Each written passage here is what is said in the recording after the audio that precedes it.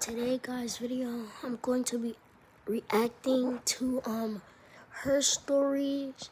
She's one of the most fastest growing people on YouTube.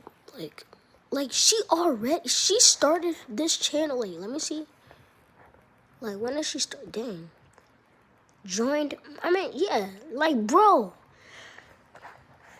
Yo, she started this. Yo, what the? Yo, huh? Two. Oh my gosh. Yo, look at the views that she has. Oh my gosh. And I just reacted to his story. He's he has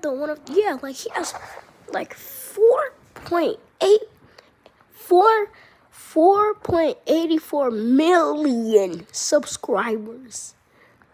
Dang. Oh my gosh.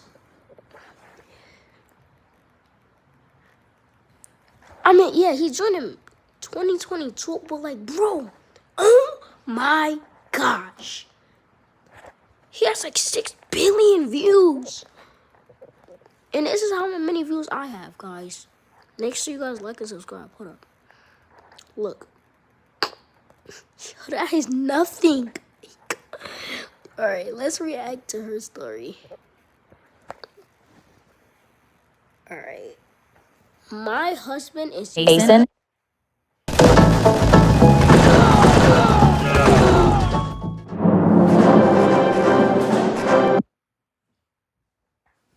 Gosh, bro.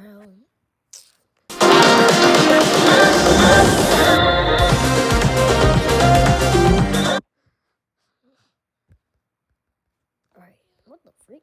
The IV bag was half empty, and my stomach was trying to crawl out of my body. I leaned over the plastic basin and threw up for the third time that morning, and Grant grabbed my shoulders and held me steady. The nurse swapped the bag, and the fresh cold hit my veins, and I flinched. Grant wiped my mouth with a paper towel. "You're doing great. I'm throwing up into a bucket." Beautifully, though. I grabbed the front of his shirt with my free hand and held on because that stupid joke made me feel human for the first time in weeks. I laughed through the nausea. It turned into a dry heat. He held the basin under my chin and rubbed my back in slow circles. The nurse glanced at him, then at me. "You're so lucky. Most husbands can't handle this." Grant squeezed my hand. "I'm not going anywhere." I squeezed back so hard my IV line pulled. The nurse gave me a look. I didn't care. His hand was warm and the room was freezing, and I held on. He brought flowers every Tuesday. Not grocery store flowers, real ones from the florist downtown with the stems wrapped in brown paper. He set them on the windowsill in my hospital room, and the petals fell across the floor, and he didn't clean them up because they look like confetti. We're celebrating. Celebrating what? You being alive? He shaved his head the day after my hair fell out. I was lying in bed running my palm over the stubble that was left. The pillow was soaked. He walked into the bathroom without a word. I heard the buzzer click on. When he came out, his scalp was bare and he was grinning. Now we matched. I pressed my forehead against his and sobbed so hard my ribs ached. He held me and rubbed circles on my back, and the hospital put a photo of us on their Instagram. 2 bald heads pressed together, Grant kissing my forehead. 4,000 people tapped the heart button on that photo. People in the comments called him husband goals and the gold standard. Grant screenshotted every single one. Look at this, 600 comments. He scrolled through them with his thumb while the chemo dripped. He scrolled slowly through every single one. He turned the phone to show me comments from strangers. This one says, "I'm a king." He was smiling at the phone, not at me, at the glowing screen in his hand. I was hooked up to an IV bag full of poison, and he was reading his comments. The week after my diagnosis, he set a small rock on my nightstand, amber-colored with flecks of green that caught the light when I turned it. A nurse named Dana pulled me aside during my 4th round. She was changing my IV bag, and she glanced at Grant in the hallway taking a selfie with one of the other nurses. "Can I ask you something?" "Sure." "Does he always take this many photos?" "He likes to document the journey. It helps him process." She nodded slowly. "I see a lot of partners come through here. The really good ones usually aren't thinking about their phone." I bristled. "He shaved his head for me." "I know.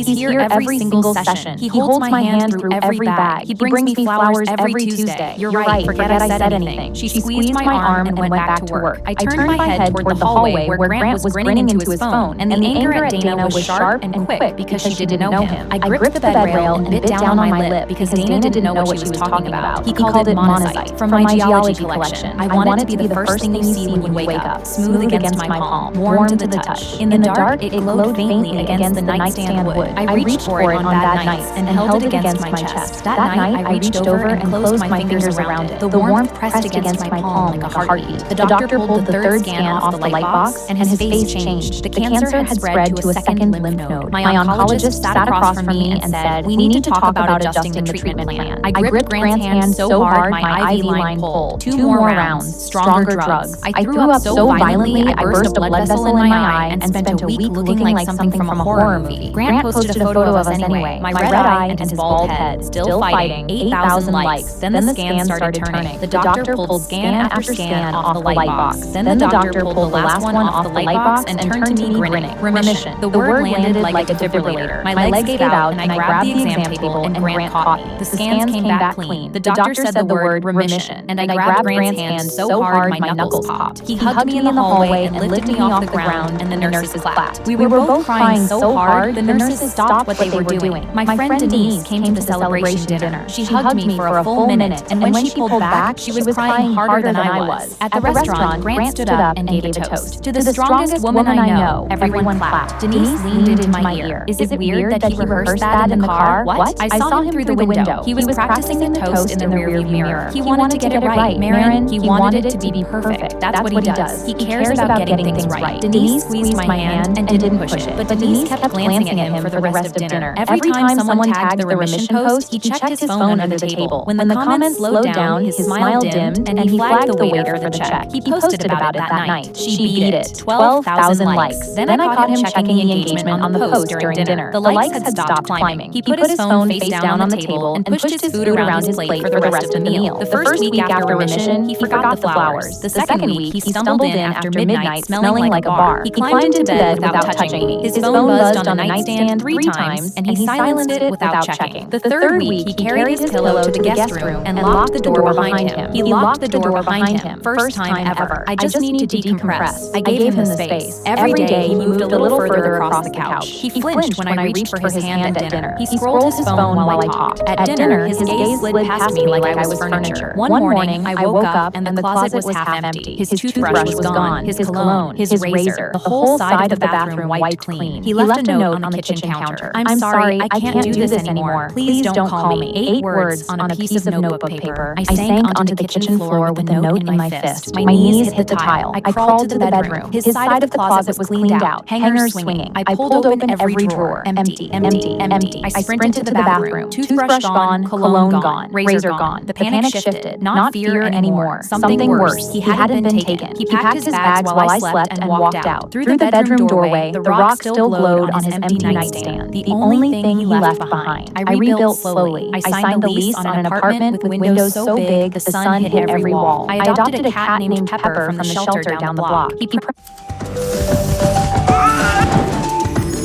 Download Toca Boca World today! Can you guess what it is? It's the Book of Mormon. Tap the link for a free copy, and missionaries from the Church of Jesus Christ of Latter-day Saints will hand-deliver it to you, just like they did for me.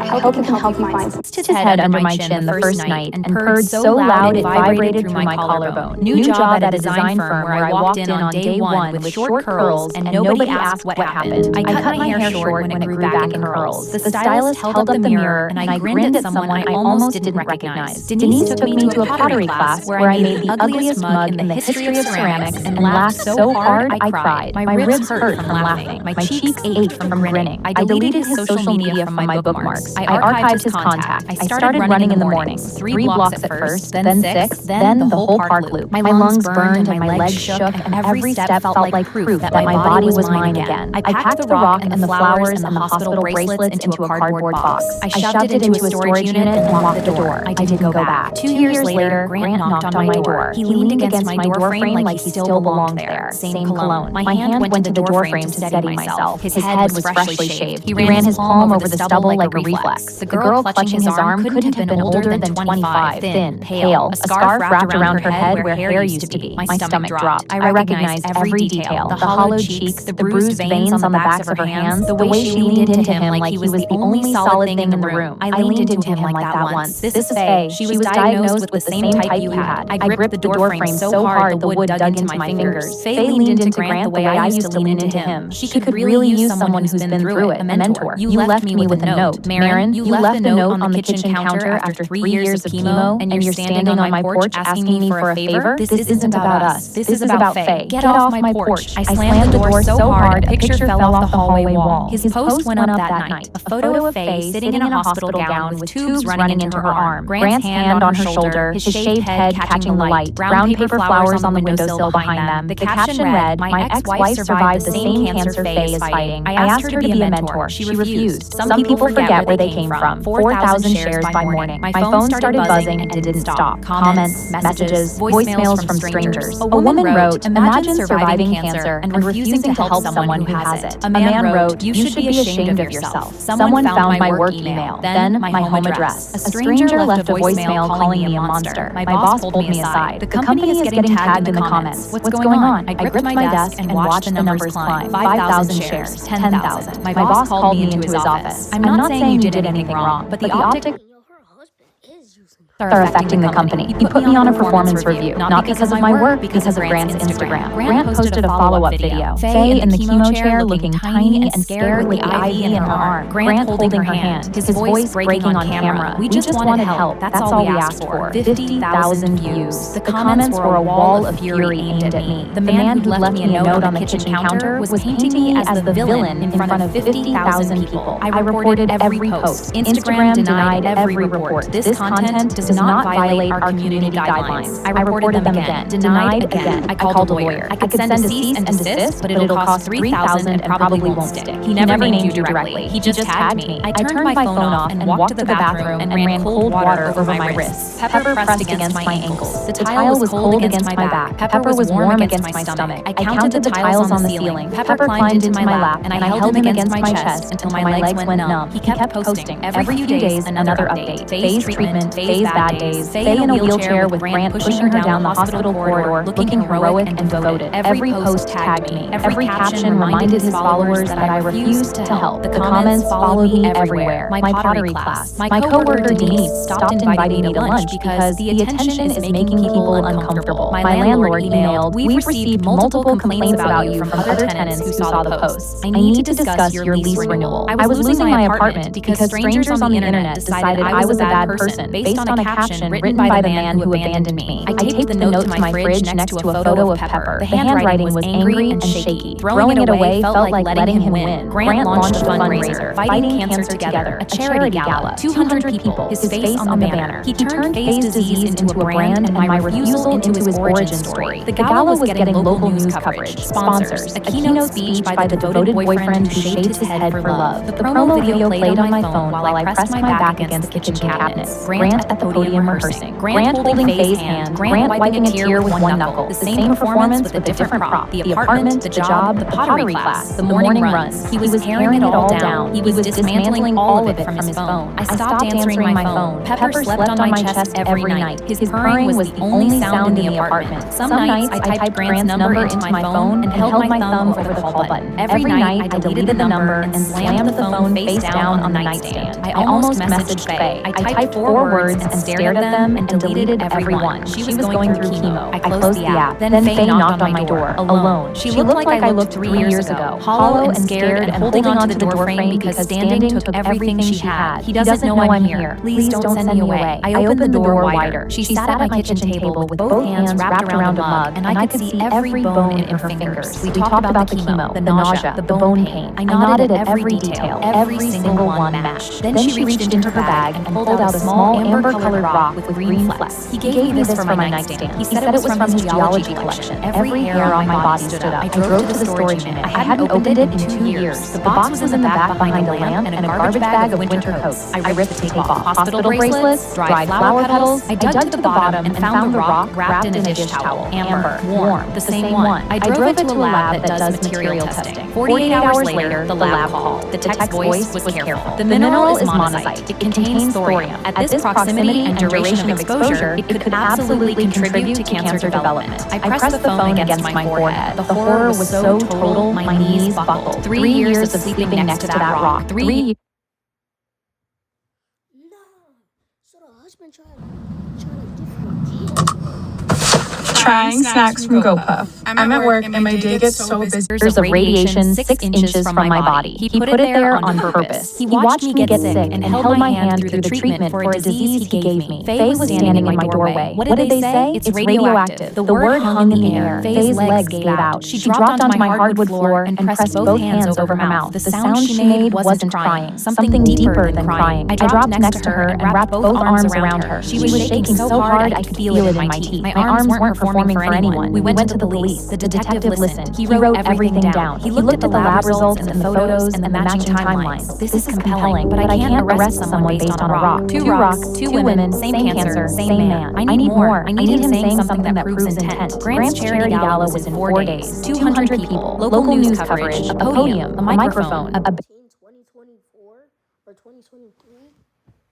What the banner with his face that said, "Fighting Cancer Together." The detective connected us with a PI who met us in a parking garage. She taped tiny microphones to our skin with medical tape. The wire ran under Faye's collarbone. Mine ran along my ribs. Don't touch it. Don't scratch near it. Don't hug anyone too tight. Get him talking. Get him to say something about the rocks. Anything about the rocks. My hands were shaking when she taped the wire down. You're scared, terrified. Good, use it. Faye and I got dressed in my bathroom. Faye wore a wig. She kept touching it to make sure it was straight. I pinned the wire under my dress strap. She pinned hers under her collar. Our hands were shaking. We kept bumping into each other in the mirror. Are you scared? Terrified. Me too. We drove to the hotel without talking. I gripped the steering wheel at 10 and 2, and my palms were sweating through the leather. Faye was pressing her wig down with both hands. What if nobody believes us? They'll hear the wire. What if he denies everything? Then we hold up the rocks and let 200 people do the math. The gala was in a ballroom with chandeliers and white tablecloths, and Grant was standing at the podium in a black suit with his shaved head shining under the lights. Cancer doesn't just take the patient, he said into the microphone. It takes the family, the partner, the person who sits in that chair for 4 hours holding their hand. He paused. I know what that chair feels like. I've sat in it twice now, and I would sit in it 100 more times because that's what love looks like. The crowd clapped. 200 people. I was standing in the back with Faye. My hands were fists at my sides. The wire itched against my ribs. Faye grabbed my wrist. I can't do this. Yes, you can. He gave you cancer. You can walk across a room. He talked for 10 minutes about devotion and sacrifice. The crowd ate it up. A woman at the front table was crying. Grant paused to let the emotion land. I stepped out of the back row. 200 heads between me and the podium. Faye stepped out behind me. We walked up the center aisle side by side. Grant saw us and his speech faltered. His smile twitched. Grant, I was 10 feet from the podium. What a beautiful speech. Marin, he recovered fast. The smile snapped back. Ladies and gentlemen, this is my ex-wife. She's a cancer survivor. Applause rippled through the room. And this is the rock you put on my nightstand for 3 years. I held it up. The amber caught the chandelier light. And this is the one you put on Faye's. Faye held up the second one, identical. The clapping stopped. Funny thing about monazite, it contains thorium. Thorium is radioactive. My voice was steady, but my hands were shaking. 2 women, 2 rocks on 2 nightstands. The same cancer, the same man who put them there. Grant's face was white. His hand was still gripping the podium. This is insane. You're embarrassing yourself. Am I? Because a lab tested this rock and it came back radioactive. And the woman you're currently pretending to nurse through chemo has the same rock glowing on her nightstand right now. Faye stepped forward. You shaved your head for me. You brought me flowers every Tuesday. You said, I want it to be the first thing you see when you wake up. The same words, the same rock, the same disease. Grant's hand slipped off the podium. You don't understand. A nurse tried to warn me about you. My best friend tried to warn me at dinner. I defended you both times. I understand that you need someone to be sick. Because when I got better, you left. You didn't leave because you couldn't handle a sick wife. You left because I wasn't sick anymore and nobody was calling you a hero. The ballroom was silent. silent. 200 heads swung toward the podium. The woman who'd been crying at the front table had her hand over her mouth. Grant's eyes darted to the exits. Two men in plain clothes were standing at the back doors. He recognized them before anyone else did. You have no proof. I have two rocks, two diagnoses, two identical timelines, and your own microphone broadcasting every word you just said to 200 people and a wire. His face collapsed. Not anger, not denial, something emptier. The face of a man who'd spent years building a mask and was watching 200 people see what was underneath. He didn't move. His legs buckled. He grabbed the podium and sank to one knee. The microphone was still on. Every person in the room heard him whisper, "I just wanted people to see me." A man at the front table stood up. "You poisoned them for attention?" Grant didn't answer. He was still on one knee with the microphone broadcasting his breathing to 200 people. The detectives walked him out. The ballroom erupted. Faye grabbed my hand, and I grabbed hers, and we stood in the middle of 200 people holding on to each other because we were the only two people in the room who understood what that rock had cost us. Faye squeezed my hand so hard my knuckles popped. He shaved his head for me. Her voice cracked. I thought it was the most romantic thing anyone had ever done. I thought the same thing. It was all fake. The cancer wasn't fake. I squeezed back, and the grief and the fury tangled in my chest so tight I couldn't separate them. He left me 8 words on a kitchen counter after 3 years of chemo, and he gave me every one of those years. We survived. That part is ours. Outside the hotel, I pulled up a number on my phone. Grant's mother. Helen. It's Marin. Silence. I need you to hear this from me before you hear it on the news. I told her everything. She didn't say a word until I was done. Then she said, "I gave him that geology set when he was 12. Her voice broke. He always loved the pretty ones. He lined them up on his windowsill. He loved watching them catch the light. She was quiet for a long time. Did he really do this? Yes, Helen. To both of you? To both of us. The trial took 8 months. His laptop had searches for how long does radiation take to cause cancer, dating back 5 years, before he even met me. 24 years, no appeal. 14 months into his sentence, his lawyers filed a medical petition, stage 3 cancer, the same type he gave us. The doctor said years of handling radioactive minerals without protection had finally caught up with him. He requested visitors. Neither of us went. He died 18 months later in a prison hospital, alone. Faye and I had dinner every Tuesday. She brought flowers, I brought wine. We never talked about Grant. We talked about Pepper and Faye's new job and the scans that kept coming back to me.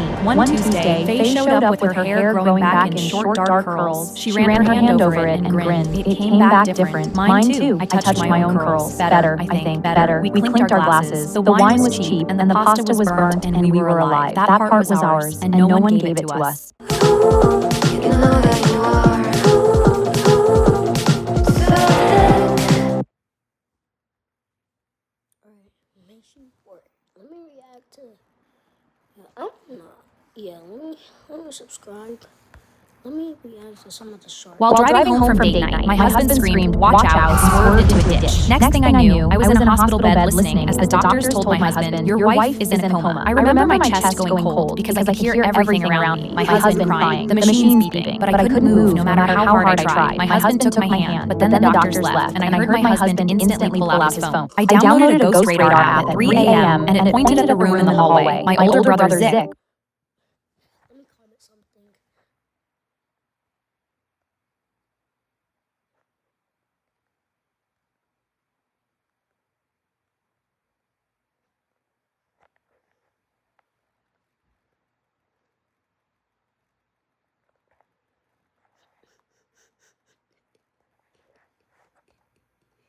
Alright, make sure you guys like and subscribe.